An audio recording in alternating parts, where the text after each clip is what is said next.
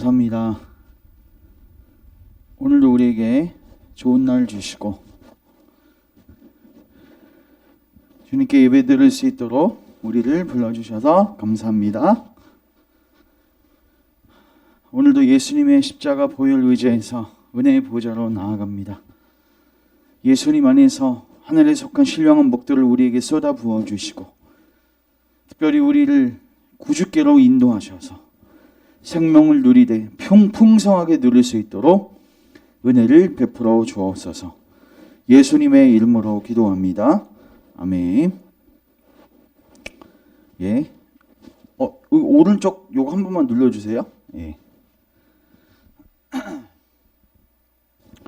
자, 오늘도 사망의 잠깨어 거듭나게 하는 말씀 잠깐 살피고 예배 드리도록 하겠습니다. 자, 오늘은 하나님의 율법의 정시 아래 있는 인생이라는 제목을 가지고 살필 건데, 자, 하나님의 율법을 통해서 우리는 죄인이고 하나님의 정시 아래 있다는 것을 깨닫게 되죠. 이게 바로 율법을 주신 목적입니다. 자, 히브리서를 보면요, 유대인들은 예수님이 오셨음에도 불구하고 계속해서 구약 제사를 드렸어요. 왜 드렸을까요? 이걸로, 이 짐승 제사로 우리가 죄사함 받을 수 있다고 생각한 거죠. 그리고 예수님의 십자가의 사역이 충분하지 않다, 이렇게 생각했던 거죠. 자, 우리 같이 한번 읽겠습니다. 시작. 율법은 아무것도 온전하게 못할지라 이에 더 좋은 소망이 생기니 이것으로 우리가 하나님께 가까이 가느니라.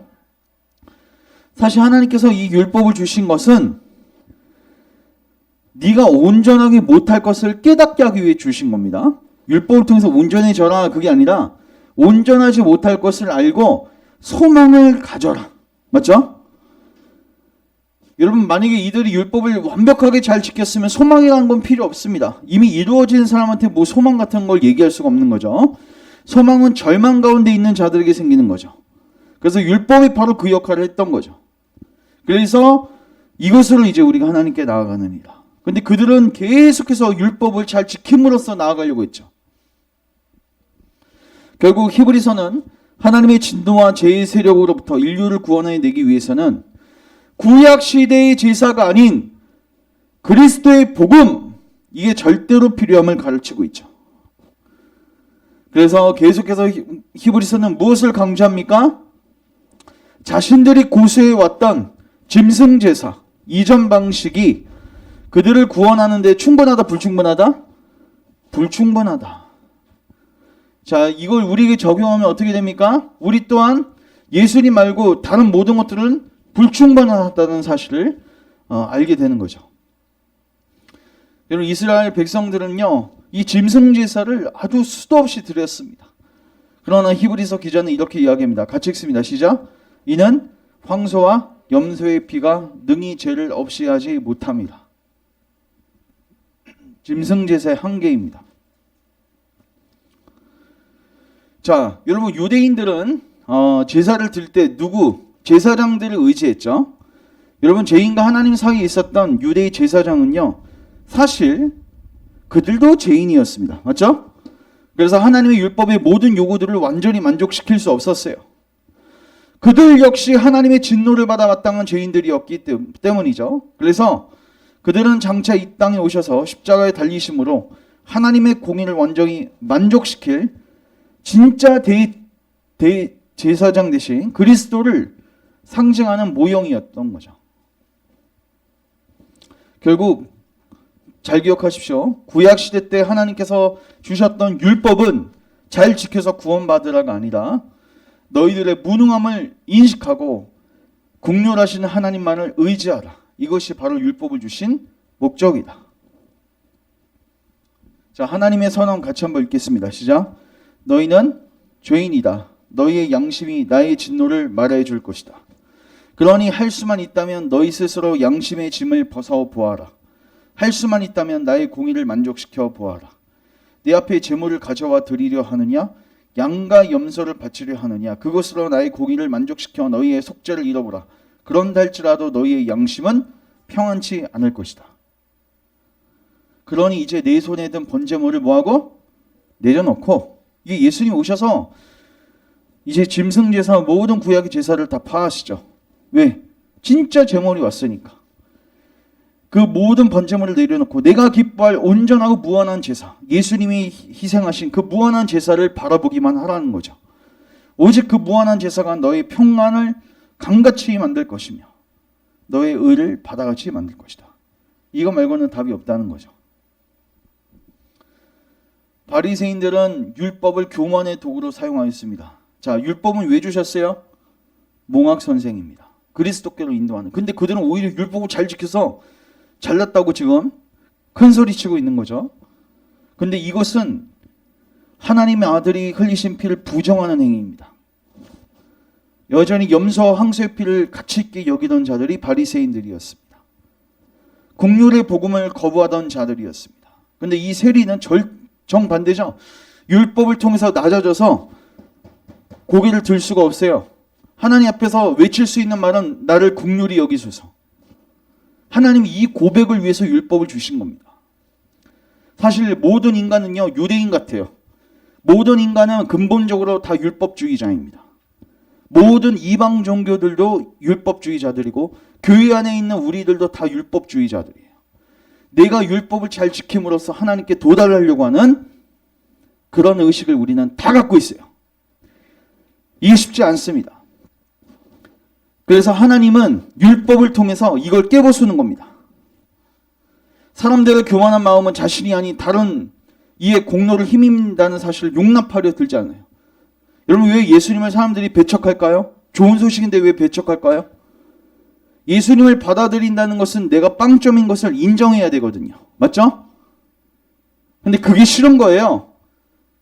다른 사람의 도움을 받는 것을 싫어하는 겁니다.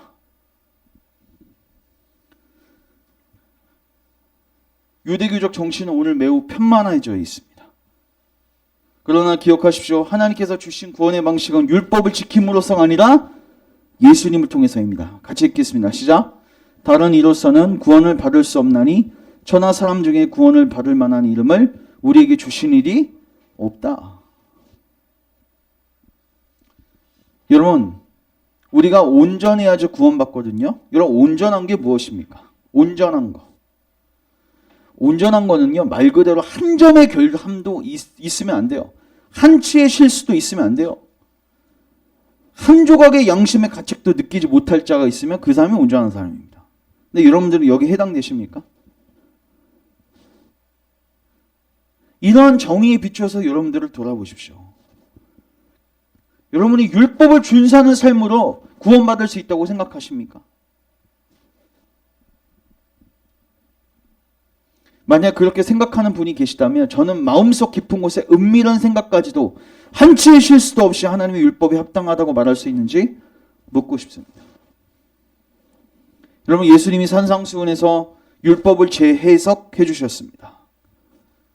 살인하지 말라 하는 것을 너희가 들었을 것이다. 그래서 그들은 칼로 찔리지 않으면 살인하지 않았다고 생각했습니다. 나는 잘난 사람. 쟤는 살인범. 여러분들이 뉴스를 보면서 살인사건과 이런 거 나오면 어떻게 해요? 놀라죠. 야, 어떻게 사람이 저럴 수 있어? 여러분, 진정한 신자는 사실 그렇게 고백하면 안 됩니다. 야, 나도 상황과 조건만 주어졌으면 저렇게 똑같이 찔렀겠구나. 여러분들은 상황과 환경이 막아준 거지 여러분들의 마음이 선천적으로 착한 게 아닙니다. 여러분들은 형제에게 노하는 적 있었어요? 있죠. 형제를 미련한 놈이라고 한 적도 있죠. 예수님 입장에서는, 하나님 입장에서는 동일한 죄입니다. 이게 하나님의 기준이에요. 하나님 우리의 마음을 보시거든요. 또 하나, 율법을 지키다가 하나만 범하면 뭐예요? 모두 범한 겁니다. 여러분들이 지금부터 한 번도 죄를 범하지 않고 살아도 과거에 하나의 죄를 덮을 수가 없는 거예요. 100개를 잘해도 한 개 넘어지면 그냥 그 사람은 죄인인 거예요. 여러분, 하나님은 마음을 보세요. 하나님은 100을 다 지키기를 원하세요. 이게 온전함이에요. 질문은 여러분들이 이렇게 지킬 수 있냐는 거죠. 결국 하나님의 율법의 궁극적 목적은 무엇입니까? 시작. 범죄한 자들을 정죄하고 죄값에 대한 영원한 선고를 내림으로써 죄인들로 하여금 절망 가운데 오직 하나님께서 정하신 구원의 방식을 바라보도록 하는 데 있습니다. 이걸 꼭 기억하십시오. 율법은 몽학 선생입니다. 과외 선생님이에요. 어렸을 때 잘 케어해서 누구에게 데려가 줘야 돼요? 부모한테 데려가 줘야 되죠. 율법은 여러분들을 잘 도닥거려 가지고 예수님께로 끌고 갑니다. 그러면 율법은 끝난 겁니다. 그 목적을 다 달성한 겁니다. 자, 시간 관계상 자, 누구죠? 루터입니다. 루터는 율법을 통해서 구원받으려고 노력했습니다. 공덕을 쌓기 위해서 무릎으로 계단을 오르는 순례자의 자리에 있었어요.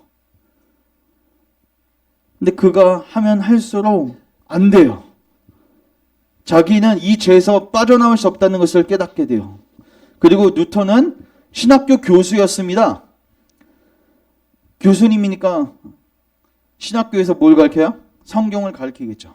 뭘 가르쳤을까요? 로마서를 가르쳤습니다. 저희가 지금 보고 있는 갈라디아서, 시편 이런 복음의 진수가 되는 말씀들을 가르쳤어요. 그러다가 깨닫게 되었죠. 야, 하나님의 구원 방식은 뭐다?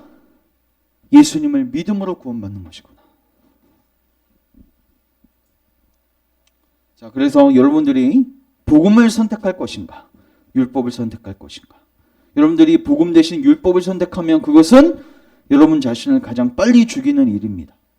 그리스도의 피 없이는 하나님과 화평도 없다는 사실을 기억하십시오. 자, 요것하고 이제 정리합니다. 자, 율법은 그리스도께 인도하는 뭐다? 몽학선생. 제가 한 말이 아닙니다. 갈라디아서 3장 23절 이후에 나와 있습니다. 자신의 죄를 깨닫지 못하고 그 죄로 인한 영원한 형벌이 자신을 기다린다는 사실을 알지 못하는 사람이 하나님의 긍휼의 은혜에 눈을 돌린다는 것을 기대할 수 없는 것입니다. 그래서 여러분들이 하나님의 율법이 선포될 때 도망가지 마십시오. 하나님이 오셔서 우리의 죄를 반드시 드러내십니다. 왜요? 우리를 정죄하기 위해서가 아니라 우리를 그리스도께로 인도하기 위해서입니다.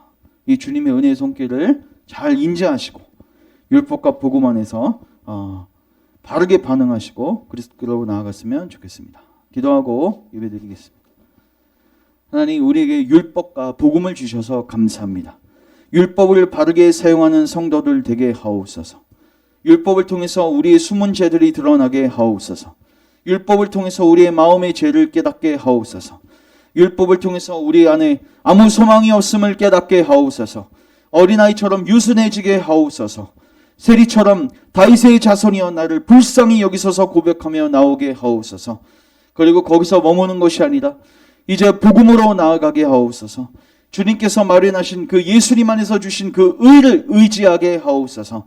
예수님께로 나아가 생명을 풍성하게 누리는 하나님의 백성들 되게 하옵소서. 예수님의 이름으로 기도합니다. 아멘. 자, 십계명 낭독합니다. 하나님이 이 모든 말씀으로 이르시되 나는 너를 애굽 땅 종되었던 집에서 인도하여 낸 네 하나님 여호와니라.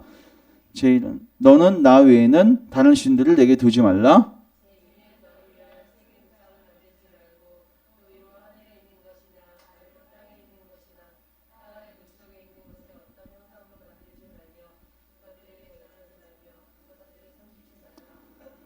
제3은 너는 네 하나님 여호와의 이름을 망령되게 부르지 말라.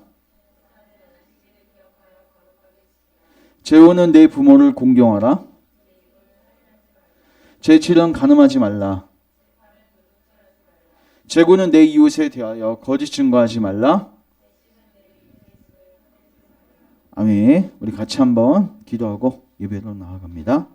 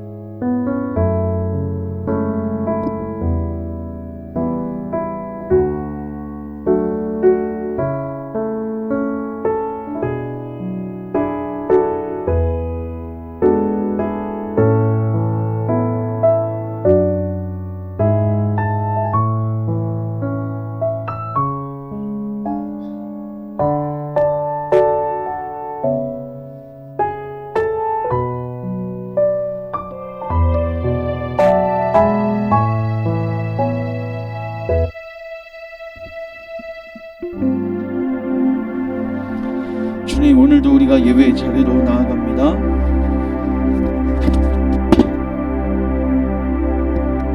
오늘도 우리 가운데 임재하시고 하늘에 속한 복들을 쏟아 부어 주시옵소서. 주님, 우리 예배 가운데 임재하여 주소서. 우리의 마음의 문을 열어 주소서. 주님, 우리를 만나 주소서. 우리를 새롭게 하여 주옵소서. 예수님의 이름으로 기도합니다. 아멘.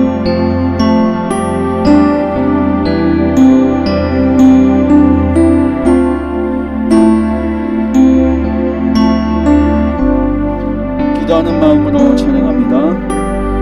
주님의 성령 지금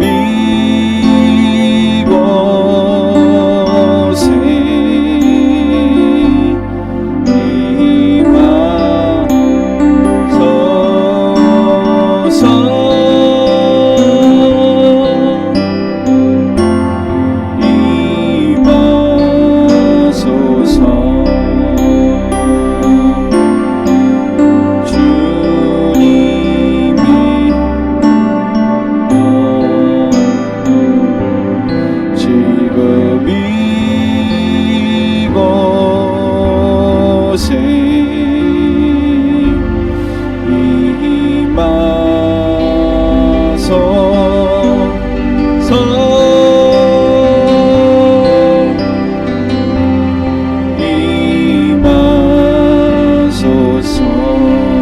주님의 성령 주님의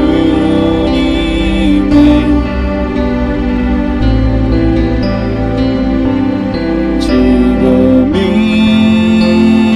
이곳에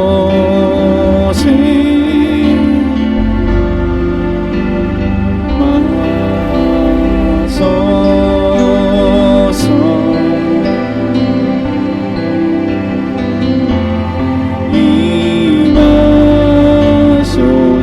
거룩한 성령님, 거룩한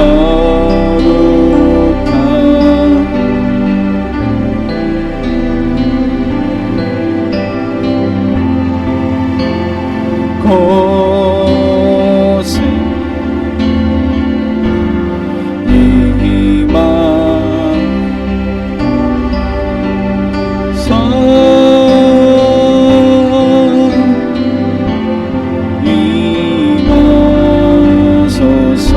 은혜의 성령님, 은혜의 성령 지금 이곳에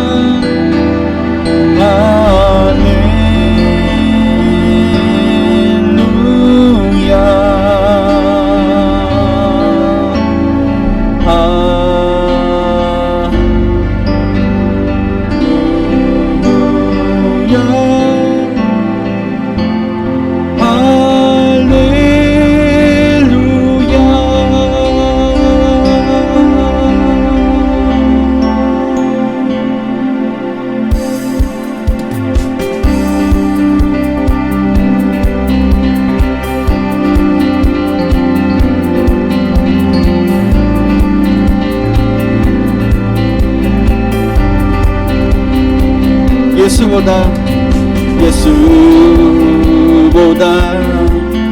더 좋은 친구가 없네. 예수보다 더 좋은 친구가 없네. 다시 한번. 예수보다 더 좋은 친구가 없네. 보다 더 좋은 친구가 없네. 괴로울 때 다가와서 내 평화 주는 신실하신 나의 참 친구. 외로울 때 찾아와서 친구가 되어주는 사랑 많은 나의 참 친구. 주의 주 사랑하리라. 나의 생명 다할 때까지 주 예수 사랑. 나의 생명 다할 때까지 예수 사랑. 참 좋은 예수 사랑. 예수 사랑. 참 좋은 예수 사랑. 예수 사랑. 예수 사랑. 참 좋은 예수 사랑. 예수 사랑. 참 좋은 예수 사랑. 세상에서 죄인 가는 등으로 유혹해도 예수님만 사랑하는 세상에서 제일 높은 명예를 준다 해도 예수님만 나가겠네. 주 예수 사랑하리라. 나의 때까지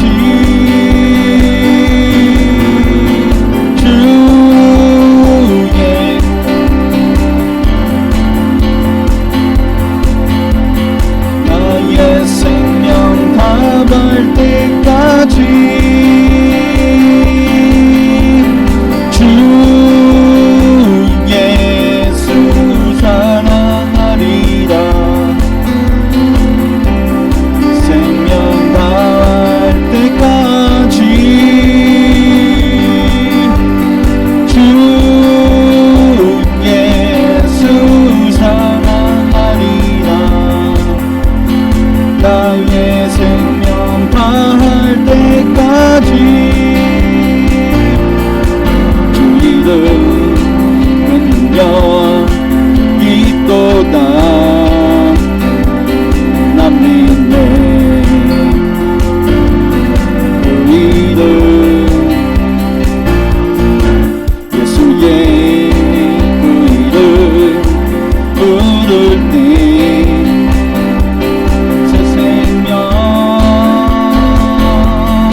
얻었네. 마귀는 겁나가고 갇힌 자 자유케 해. 모든 이름보다 더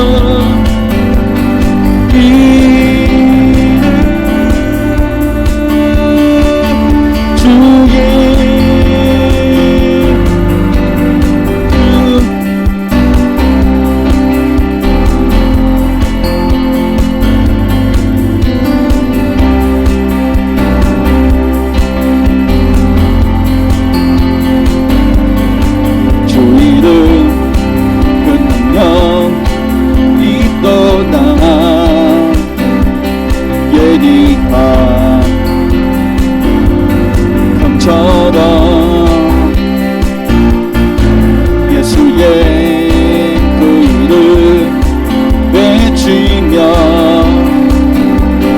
일어나 나가세. 원수는 주발 앞에 무너져 떠나가네. 모든 더 높으리를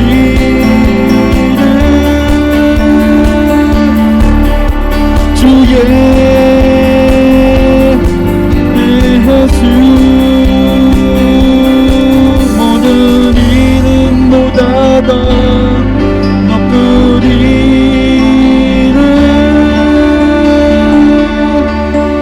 주의 예수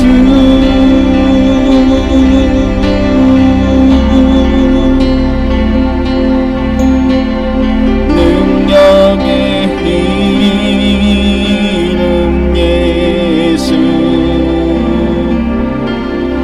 권능의 이름 예수 모든 강력을 파하는 예수 생명 대신 예수 주의 이름 예수 치유의 이름 예수 용서의 이름 예수 자유 주시는 그 이름 예수 생명 대신 예수 거룩한 이름 거룩한 이름 예수 줄 주시는 예수 모든 이름 위에 뛰어난 예수 생명 대신 예수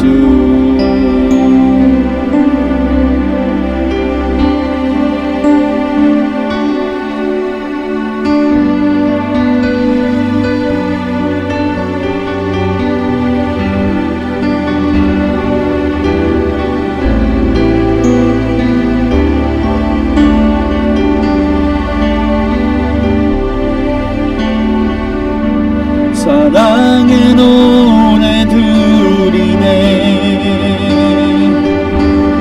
나의 구주 예수님께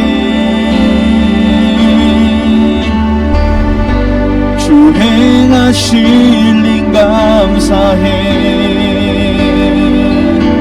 내 사랑하는 귀하신 예수 주님께서 나를 부르셨네 주의 소유 삼으셨네 주의 사랑의 품에 주의 사랑의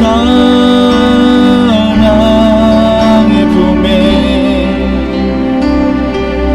주의 사랑의 품에 주의 사랑의 품에 잠잠하게 주님 곁에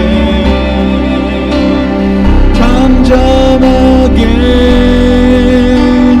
주님 곁에 날 이끄소서 주의 사랑의 품에 주의 사랑의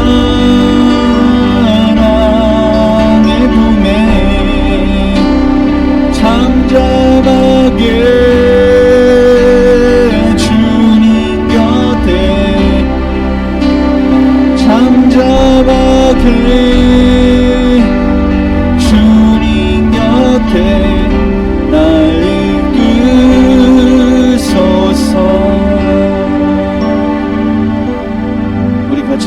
인도하실 때 주님, 우리를 당신의 사랑으로 품어주옵소서. 당신의 사랑의 깊이와 넓이와 충만함을 깨닫게 하셔서 그 안에서 즐거워하고 기뻐하게 하소서. 오늘 우리 심령에 하나님의 십자가의 사랑을 쏟아 부어주시옵소서. 그 사랑으로 우리를 새롭게 하시고 우리를 변화시켜 주옵소서. 우리 같이 한번 기도하며 나아갑니다.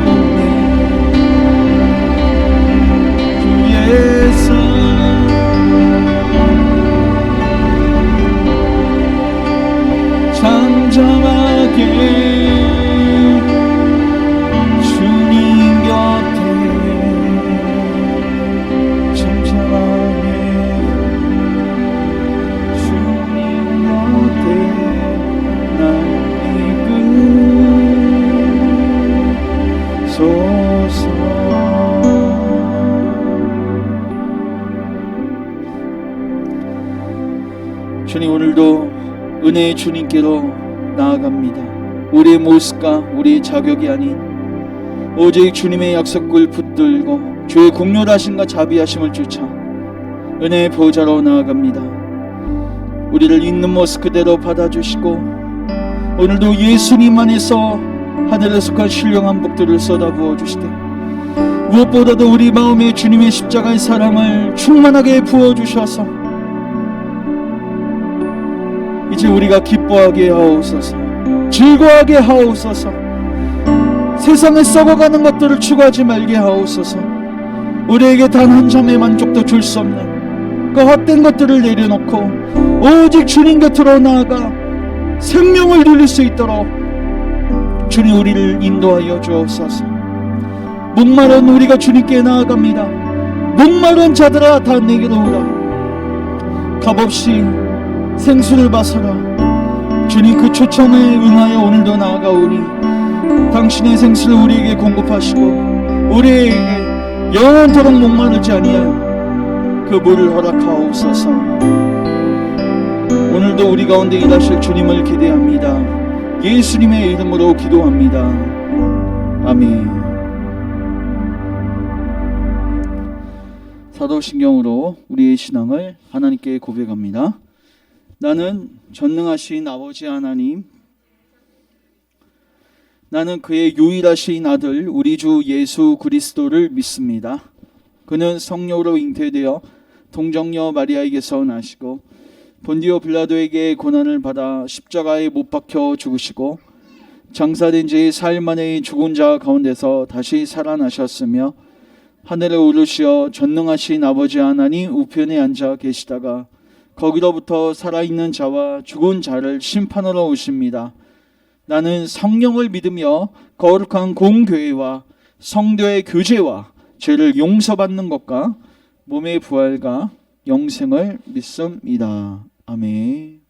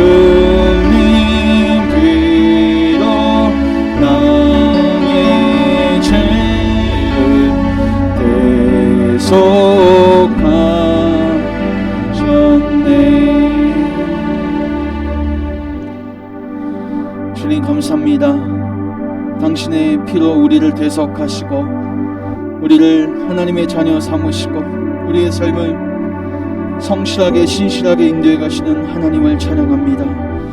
오늘도 우리가 갖고 있는 모든 향료값을 깨뜨려 주님께 나아갑니다. 주님, 우리를 받으시고 우리의 남은 생애를 주의 영광 위하여 복되게 사용하여 주옵소서. 주님께 쓰임받아 우리 또한 큰 기쁨과 만족을 누리며 살아갈 수 있도록 주님, 우리를 그 자리로 인도하여 주옵소서. 예수님의 이름으로 기도합니다. 아멘. 하나님 말씀 보겠습니다. 로마서 10장 18절에서 21절입니다.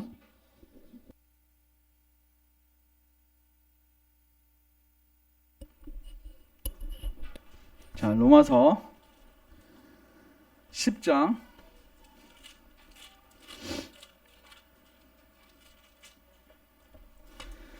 18절부터 21절 보겠습니다.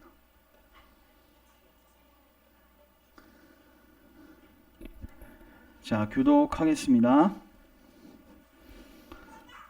자, 그러나 내가 말하노니 그들이 듣지 아니하였느냐? 그렇지 아니하니 그 소리가 온 땅에 퍼졌고 그 말씀이 땅끝까지 이르렀도다 하였느니라.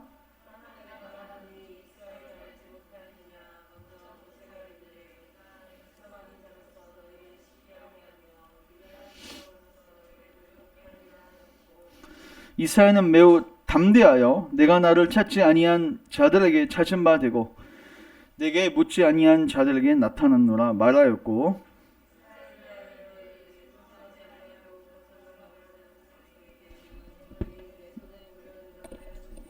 아멘. 기도하고 말씀 증거하겠습니다.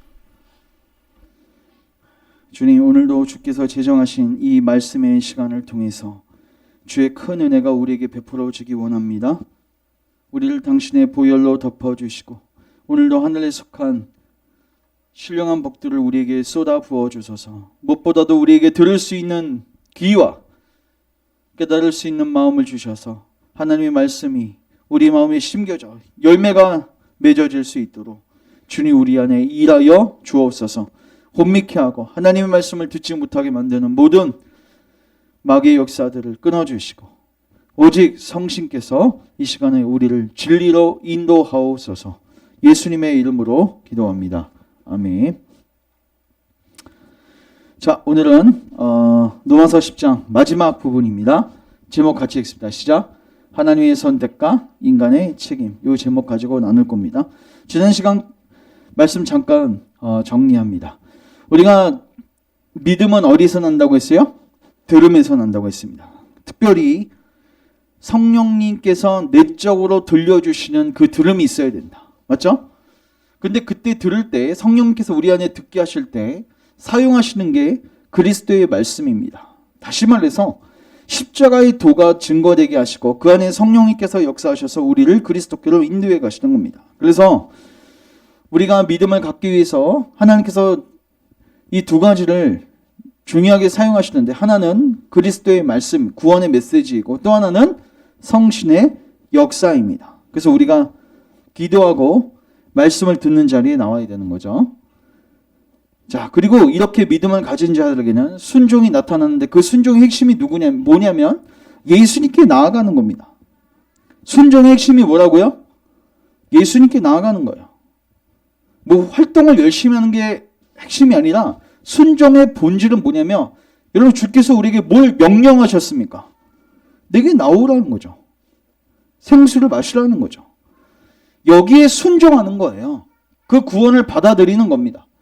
더 나아가서 참된 믿음을 가진 자는 주께 나와서 뭐를 향유하게 됩니까?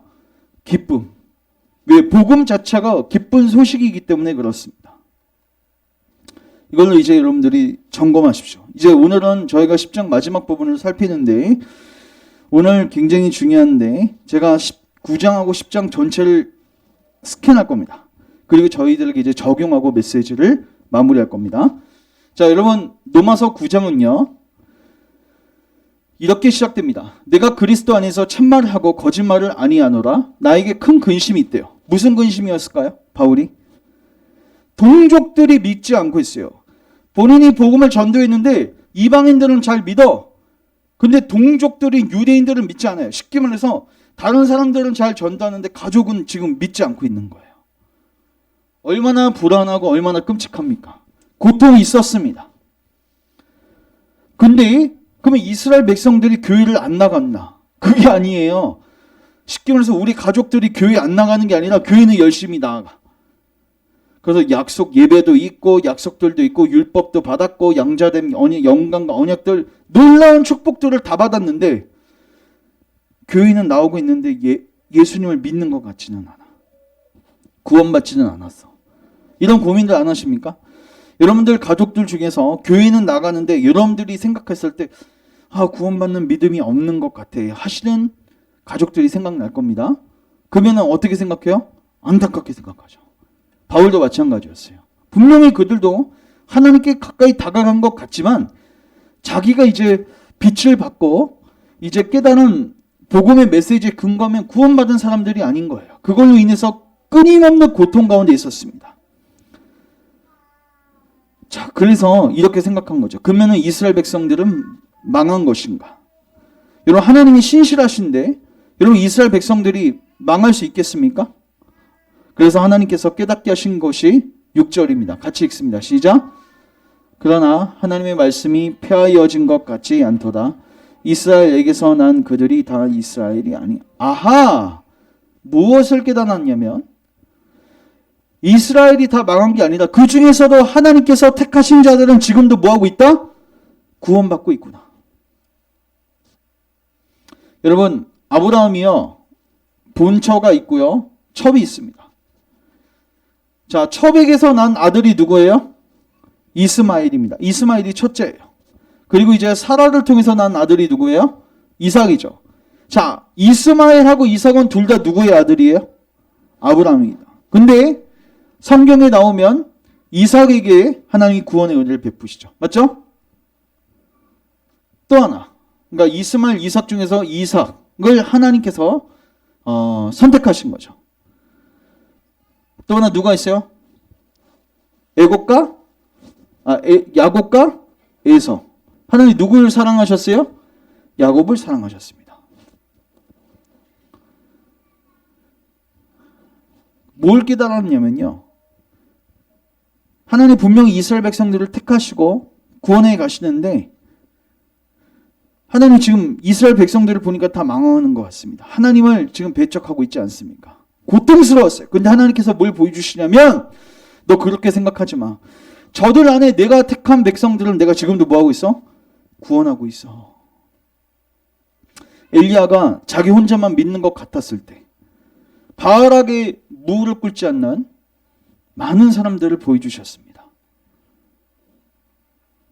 지금도 한국교회 썩은 것 같고 이민족 그리고 열방이 지금 복음에서 다 배도하는 시기인 것 같아요. 맞죠? 그런 하나님 그 속에서도 뭐하고 계세요? 구원의 역사를 베풀고 계십니다. 자, 그러면은 이렇게 결론 내릴 수 있죠. 하나님은 유대인이건 이방인이건 당신의 주권을 가지고 구원할 자를 지금도 구원하고 계신다. 이게 하나님의 선택이죠. 자, 그러면 이제 사람들이 이렇게 질문합니다. 14절 같이 읽습니다. 시작. 그런즉 우리가 무슨 말을 하리요? 하나님께 불의가 있느냐? 어떻게 얘기하냐면 그러면 하나님이 불의하신 거 아닙니까? 아니, 에서는 구원받고 싶어도 하나님이 선택을 안 해주셨으니까 구원받지 못하는 거 아닙니까? 책임은 에서에게 있는 게 아니라 누구에게 있어요? 하나님에게 있는 거 아닙니까? 이렇게 따지는 거예요. 왜 하나님은 야곱만 선택해 주십니까? 왜 에서는 선택 안 해 주십니까? 따지는 거예요, 하나님께. 그래서 사람들이 하나님께 불의가 있다고 고백했습니다. 그때 바울이 무엇을 이야기합니까? 따라합시다. 그럴 수 없느니라. 왜냐하면 첫 번째 이유는 하나님은 주권자이시기 때문입니다. 여러분, 하나님 누구세요? 토기장이십니다. 여러분, 토기장이는 진흙을 자기 마음대로 주무를 권한이 있습니다. 귀 있을 그릇을 만들 수도 있고 천이 쓸 그릇을 만들 권한도 있는 것입니다. 그래서 1차적으로 하나님의 선택 교리가 선포될 때 인간 안에서 하나님 불의하시다 얘기할 때 바울은 무엇을 이야기합니까? 입 닥쳐 이렇게 얘기하는 거죠. 네가 감히 누군데 하나님께 반문하느냐. 두 번째, 제가 묻겠습니다. 여러분, 에이서가 구원받지 못하고 하나님에게서 떠나간 게 하나님 책임이에요? 하나님이 선택 안 해서 이 모양 이 꼴 된 겁니까? 아닙니다. 누구 책임이에요? 에이서 책임입니다. 야곱이 구원받은 것은 누구의 은혜예요? 하나님의 은혜입니다. 그러나 에이서가 구원받지 못한 것은 하나님 책임이 아니에요. 인간의 책임입니다.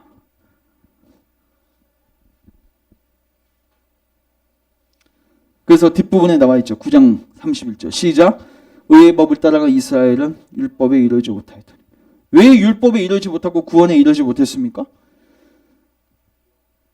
믿음을 따라간 게 아니라 의의 법을 따라간 거예요. 율법을 통해서 구원받으려고 했던 거예요. 본인 책임입니다. 행위를 의지했습니다. 자, 그래서 우리가 도르트 신조에서도 이 부분을 얘기했어요. 자, 여러분 하나님의 선택 교리를 논할 때요. 어디서부터 시작해야 되냐면요. 여기서부터 시작해야 돼요. 자, 요거 같이 읽게요. 시작. 모든 사람이 아담 안에서 범죄하여 저주 아래 있고 영원한 죽음을 받아 마땅하므로 하나님께서 온 인류를 죄와 저주 아래 남겨두시고 그 죄로 말미암아 정죄하기로 뜻하셨다 할지라도 하나님께서는 아무런 불의를 행하시는 것이 아니다. 얼마나 인간이 교만한지 본인이 죄를 짓고 본인이 하나님을 떠났음에도 불구하고 누구 책임 돌려요?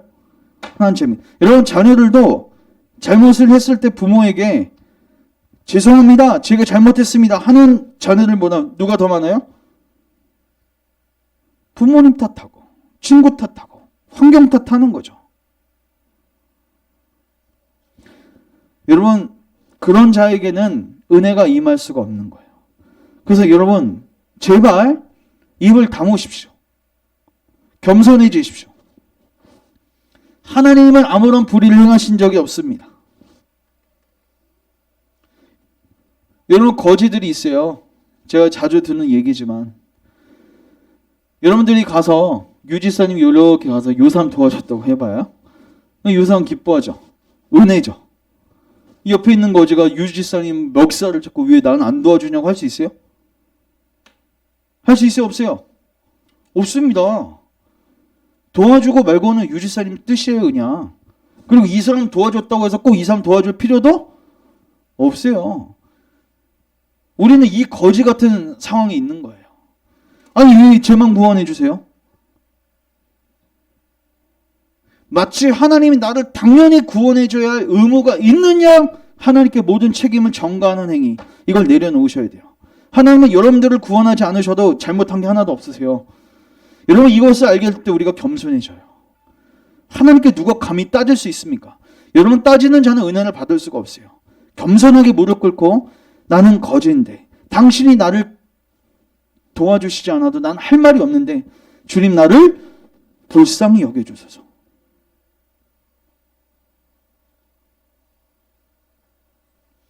여러분들은 무고한 희생자가 아닙니다.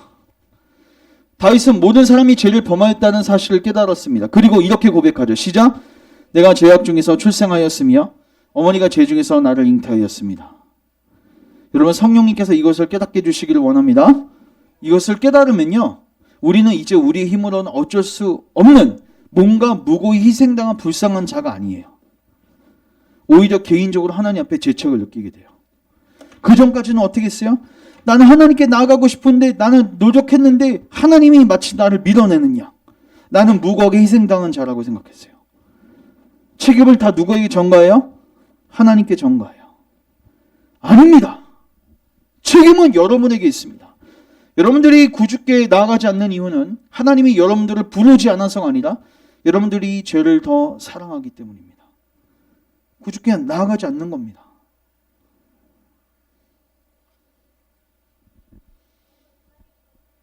하나님께서는 아무런 불의를 행하는 것이 아니다. 정말 가혹한 말 아닙니까? 그러나 성경은 그렇게 얘기합니다. 하나님께서 죄인을 구원하실 때 바로 여기에서 시작합니다. 입을 다물라. 일단 겸손해져야 돼요. 일단 책임을 하나님께 돌리면 안 돼요. 누구 책임이에요? 내 책임이에요. 내 가족 책임도 아니에요. 내 친구들 책임도 아니에요. 상황 탓하지 마세요. 여러분들 탓하세요. 자, 따라합시다. 낮추십시오. 당신의 죄로 하나님을 거슬렸으니 하나님 앞에 자신을 낮추십시오. 그것이 하나님께서 우리가 있기를 원하시는 장소예요. 골짜기에 불쌍한 거지처럼 무릎 꿇고. 하나님 이걸 원하십니다.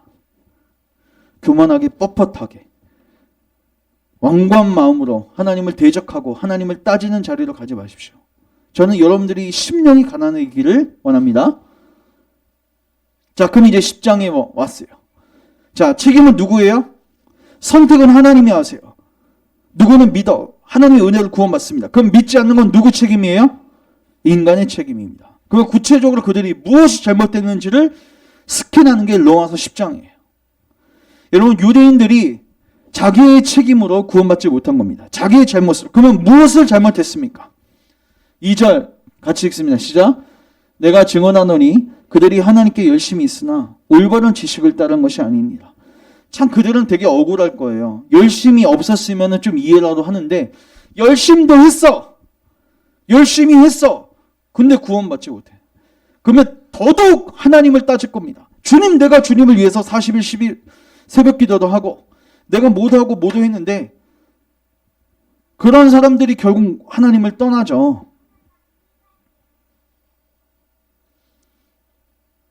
그들은 자기의에 빠져있던 사람들입니다. 자기를 자랑하고 자기를 드러내고. 근데 자기가 그렇게 했는데 거기에 대한 응답이 안 오니까, 거기에 해당되는 응답이 안 오니까 열이 받는 거죠. 근데 하나님은 이런 자들을 구원할 수가 없습니다. 자, 그러면은 이거는 잘못된 지식이고, 그러면 우리가 나아갈 자리가 어느 자리예요? 그게 바로 8절이었죠. 8절 같이 읽습니다. 시작. 그러면 무엇을 말하느냐? 말씀이 내게 가까워 내 입에 있으며 내 마음에 있다 하였으니 곧 우리가 전파하는 믿음의 말씀이라. 여러분, 유대인들은 어떻게 생활했습니까? 자기의 의를 세우려고 열심히 율법을 지켜서 하나님께 나아가려고 했어요. 그러나 주님이 우리에게 요구하시는 것은 무엇입니까? 주님은 말씀으로써, 전파하는 말씀으로써 우리에게 다가오십니다. 그 말씀의 핵심은 예수님은 하나님이시고 죽은 자 가운데서 부활하신 것을 말씀하십니다. 하나님께서 다 행하셨으니 너는 뭐 하기만 하면 된다? 마음에 믿기만 하면 된다. 사람이 마음으로 믿어 의에 이르고 입으로 시인하여 구원에 이른다. 네가 할 게 없다. 이게 하나님이 우리에게 요구하시는 거예요. 자, 11절 같이 읽습니다. 시작. 성경에 이르되 누구든지 그를 믿는 자는 부끄러움을 당하지 아니하리라. 누구든지 주의 이름을 부르는 자는 구원을 받으리라. 아니, 이렇게 은혜로운 초청인데 이렇게 안 하는 거예요. 유대인들은. 그 누구 책임이에요? 유대인 책임입니다.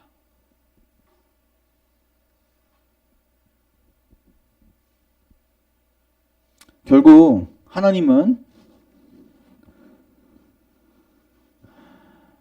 이런 자기 의에 빠져있는 자를 예수님을 믿음으로 구원받는 자리로 인도해 오시는 거죠.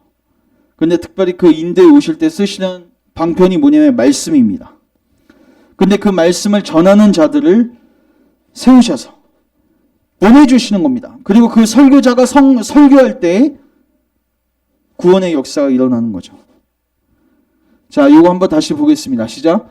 사람들을 믿음으로 데리고 오시기 위해 하나님께서는 자비로우시게 그분이 뜻하는 사람에게 그분이 뜻하시는 때에 이 지극히 기쁜 소식을 전하는 사자들을 보내신다. 하나님께서는 이들의 봉사를 사용하셔서 사람들을 십자가에 못 박힌 그리스도를 믿고 회개하라고 부르신다. 그래서 여러분, 그래서 어떤 사람은요, 선택하면서 내가 과연 선택받았을까? 그거 고민하지 마십시오. 뭐에 고민하셔야 되냐면, 지금 여러분들이 말씀을 듣고 있습니까? 하나님의 부르심을 받고 있습니까? 여기에 집중하세요.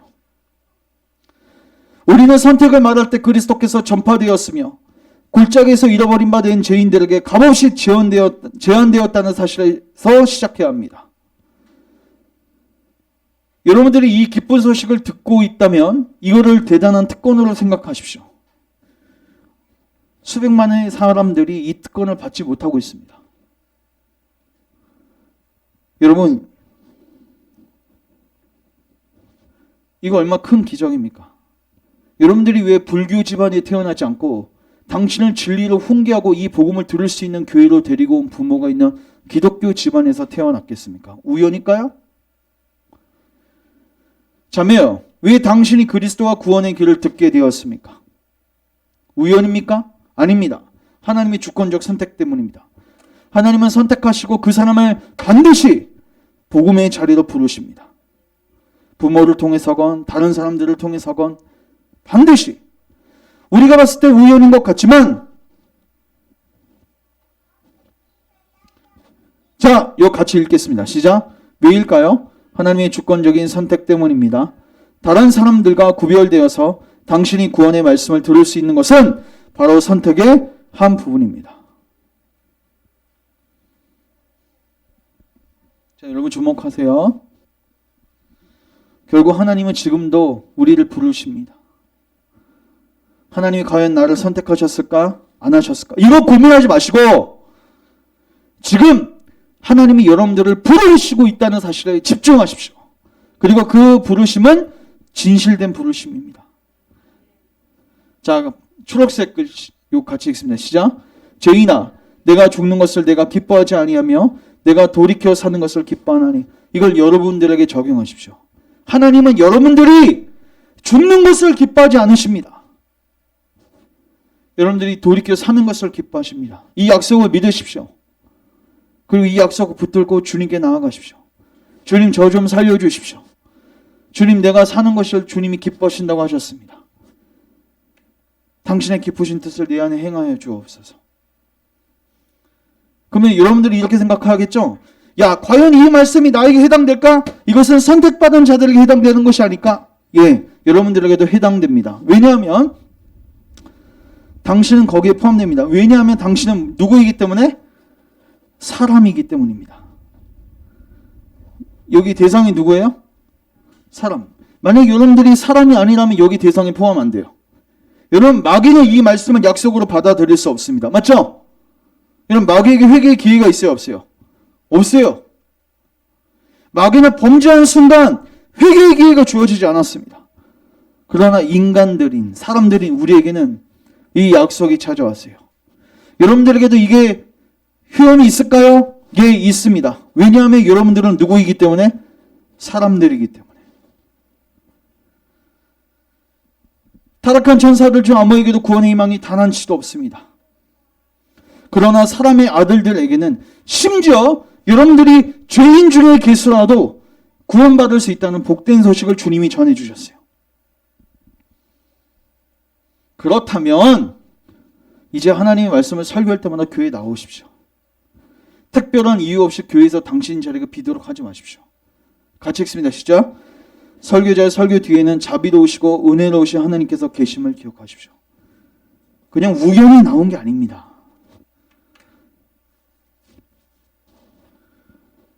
우연히 나온 게 아닙니다. 하나님이 여러분들을 부르시고 계시는 겁니다. 자, 그러면 이렇게 하나님께서 구원의 자리로 초청할 때 다 믿어요? 믿지 않죠. 상당수가. 맞죠? 그래서 이사야도 너무 답답했어. 그래서 저는 좌절하지 않습니다. 여러분들이 혹시나 설교 시간에 졸아도 저는 당황하지 않습니다. 왜요? 사도 바울이 설교할 때도 졸다가 죽었다 살아난 사람 있죠? 유두고였나요? 네. 이사야도 마찬가지예요. 이사야도 설교했는데 대다수가 안 믿었어요. 그래서 바른 복음을 전하는 것도 필요하지만 거기 안에 누가 역사하셔야 돼요? 성령님이 역사하셔서 진짜 들음이 일어나야 믿음이 발생할 수 있는 거죠. 자, 그럼 이제 오늘 요거의 포인트입니다. 자, 따라합시다. 왜 차이가 발생하는가? 하나님이 구원의 복음을 증거할 때 누구는 믿어요? 누구는 믿지 않아요? 왜 이런 차이가 발생할까요? 자, 그러면 누구는 믿어? 그러면 누구의 은혜예요? 하나님의 은혜입니다. 하나님이 성령님을 보내주셔서 여러분들로 그리스도께 나오게 하시는 거죠. 같이 읽습니다. 그들이 믿지 않는 원인 또한 믿지 않는 죄에 대한 책임은 다른 사람 모든 죄들과 마찬가지로 결국 하나님께 있지 않고 사람에게 있다. 그러니까 누군가가 믿었으면 하나님의 은혜이지만 누군가가 믿지 않았으면 누구 책임이에요? 하나님 책임이에요. 자, 이렇게 적용할 수 있어요. 여러분들이 제가 이렇게 설교해서 예수님께 나오라고 할 때 이렇게 되기 십상해. 하나님이 나에게 임하실 때까지, 나에게 어떤 뜨거움이 찾아올 때까지 기다리지 마십시오. 그 여러분 핑계인 거 아세요? 여러분 지금 거지가 여러분들에게 달려오는데 한 100m 떨어져 있다고 생각해 보십시오. 지금 거지가 거기서 택시 잡고 있다고 생각해 보세요. 택시 올 때를 기다려야 됩니까? 핑계 대지 마십시오. 아, 하나님이 나에게 택시를 안 보내주셔서 내가 나아갈 수 없었어요. 아니에요. 여러분들이 가고 싶지 않은 겁니다. 그분께 가면은 어떤 삶이 기다릴지 아니까 두려운 거죠. 내 죄악된 삶을 접어야 되고. 책임 누구에게 있어요? 여러분들에게 있어요. 저는 그래서 여러분들에게 말씀드리고 싶어요. 오늘 지금 예수님께 나오는 겁니다. 왜요? 예수님은 지금 여러분들을 불러주고 계세요. 자격은 죄인이면 족합니다. 여러분 죄인이시죠? 자격은 사람이면 족합니다. 여러분들 사람이시잖아요. 자격은 짐을 지고 있으면 돼요. 무거운 짐을 지고 있으면 됩니다. 수고하고 무거운 짐진 자들아. 이런 자격이 여러분에게 있거든 지체하지 마시고 이제 나오시라는 거예요. 하나님이 나에게 더 큰 은혜를 부어주셔야지. 하나님 나에게 택시를 잡아주셔야지 내가 나아갈 수 있지. 웃기지 마세요. 여러분들이 그분께 나아가고 싶지 않아서 그렇게 하는 겁니다. 책임은 여러분에게 있어요. 오늘 포인트는 이겁니다. 우리가 예수님을 믿게 되면 누구의 은혜예요? 하나님의 은혜이지만 우리가 예수님을 믿지 않는 것은 전적으로 하나님의 책임이 아니에요. 여러분들이 그분께 나아가지 않는 겁니다.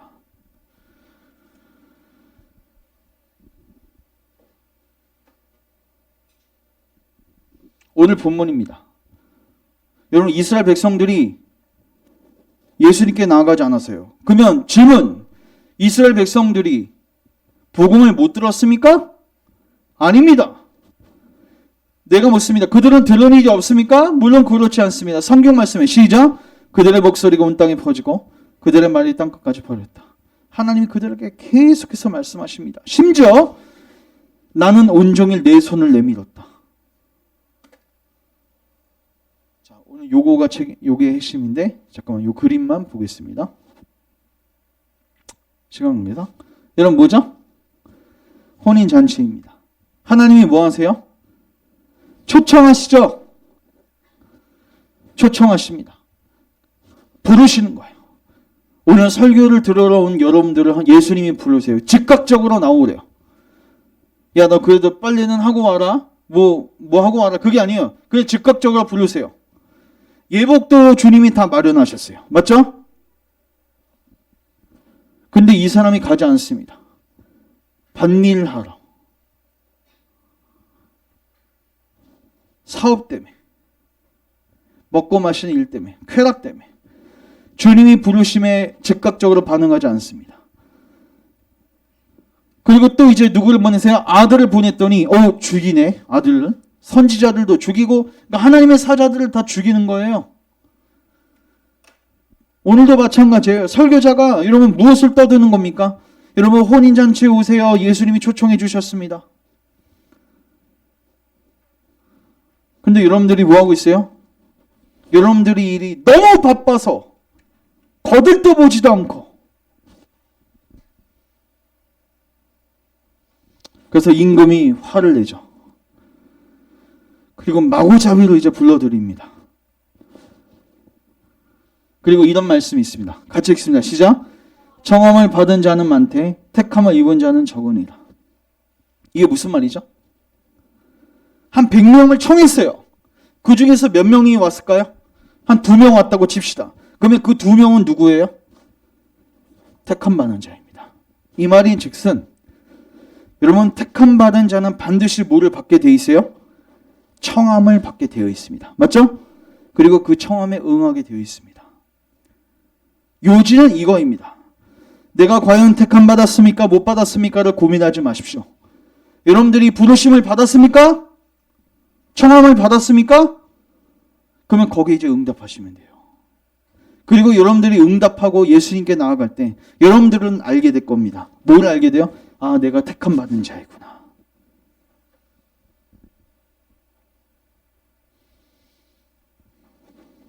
자, 이것만 하고 정리합니다. 내가 택함 받은 자인 거예요. 이렇게 묻지 마세요. 오히려 제가 부르심을 받았고 청함을 받았습니까? 하고 물으십시오. 대답은 예입니다. 여러분들은 지금 이 자리에 나와서 청함을 받고 있습니다. 예수님이 오늘 여러분들을 사랑하셔서 여러분들을 부르십니다. 사람들이요. 여러분들은 사람입니다. 무거운 짐을 진 자들이요. 여러분들을 부르십니다. 여러분들을 부르심을 받았습니다. 당신은 나오라는 명령을 받았습니다. 하나님께서는 모든 곳에 있는 사람들에게 회개하라고 명령하십니다. 하나님께서 당신을 하나님께로 나오라고 오늘 부르시는 거예요. 그렇다면 여러분들은 이제 어떤 자리로 나아가야 될까요? 그 진실된 부르심에 의지해서 야곱처럼 간구해야 되지 않겠습니까? 같이 읽겠습니다. 시작. 당신이 내게 축복하지 아니하시면 가게 하지 아니하겠나이다. 말씀을 정리하겠습니다. 여러분, 결국 로마서 9장 10장 핵심은 이거예요. 하나님은 선택하시고 그 선택한 자를 은혜로서 반드시 구원하세요. 맞죠? 근데 하나님께서 선택하지 않는 자들은 계속 복음을 거부하다가 죽게 되는데 그 책임이 누구에게 있어요? 하나님께 있는 게 아니라 우리에게 있습니다. 하나님 오늘 복음 안에서 여러분들을 부르시고 계십니다. 여러분들 안에 저도 옛날에 이런 숱한 고민들을 했어요. 과연 내가 이렇게 하나님이 나를 부르시는데 거기 안에 내가 과연 포함될까? 저 옆에 있는 열심히 잘 살고 있는 집사님을 하나님께서 부르시는 것 같은데 과연 내가 거기에 포함될 수 있을까? 예, 포함됩니다. 포함됩니다. 하나님은 자격이 있다고 해서 부르시는 게 아닙니다. 은혜로서 부르시는 겁니다. 그리고 하나님의 부르심은 진실된 부르심이에요. 기껏 불렀는데 미안하다, 착각했다, 네 이름 없었는데 내 잘못 불렀다. 이렇게 하시는 일이 없단 말이에요. 야, 미안하다, 널 불렀는데 생각해보니까 내가 창세 전에 너를 택하지 않았네. 그런 일은 없습니다. 예수님이 말씀하셨어요. 나에게 오는 자를 결단코 내가 내쫓지 않을 것이다. 여러분들이 이 복음을 붙들고 약속을 붙들고 그 부르심에 반응해서 구주께 나아가 나를 축복하지 아니하시면 당신을 가게 하지 않겠습니다. 이 고백으로 나아가면 예수님은 결단코 여러분을 내쫓지 않으실 겁니다. 반드시 여러분에게 복을 주실 겁니다.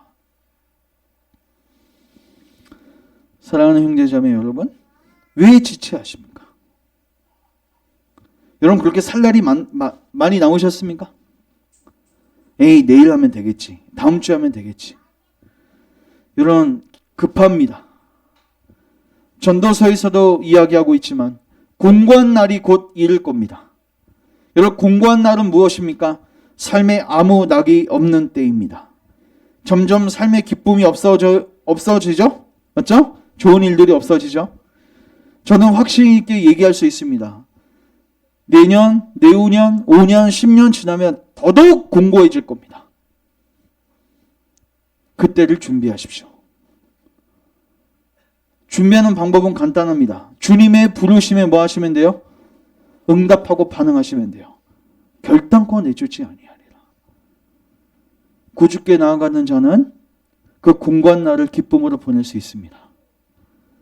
그래서 여러분들이 로마서 9장 한번 10장 쭉 읽어보시면서 과연 이스라엘 백성들이 왜 무너지고 예수께로 나아가지 않았는지 이걸 반면 삼아 여러분들에게 적용해 보십시오. 내 사업이 바빠서, 내 쾌락 때문에, 내가 죄를 사랑해서 혹시 임금의 혼인잔치의 초청에 응답하지 않고 있는 건 아닙니까? 급박하게 주님은 우리를 부르고 계십니다. 이 시간이 그렇게 많지 않습니다. 여러분들이 꼭 각성하셔서 구주께 속히 나아가 생명을 누릴 수 있기를 주님의 이름으로 축원합니다. 기도하겠습니다. 주님, 우리를 불쌍히 여겨 주옵소서. 우리를 사망의 잠에서 깨워 주옵소서.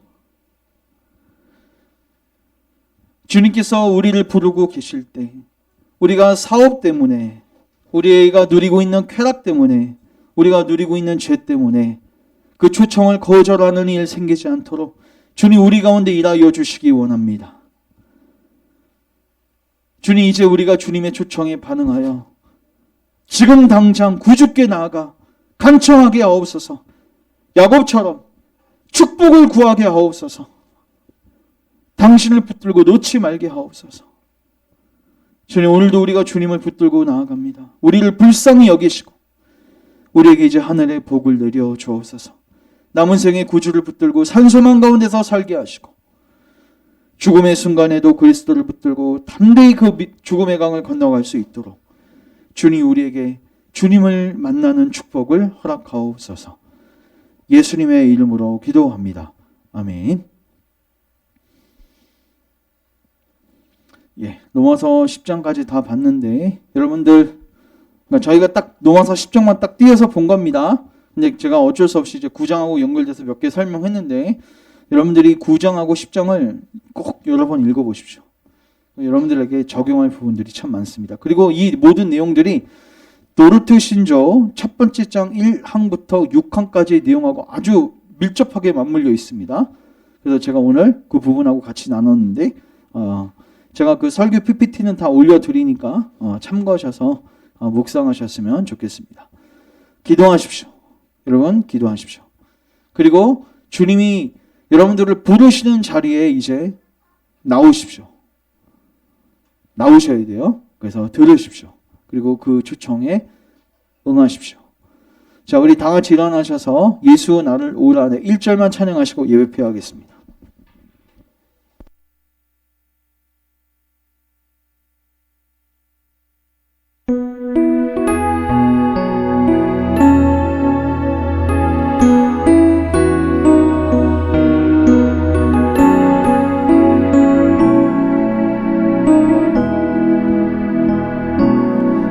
예수 나를 오라 하네 나를 오라 하네 어디든지 주를 따라 주와 같이 가려네.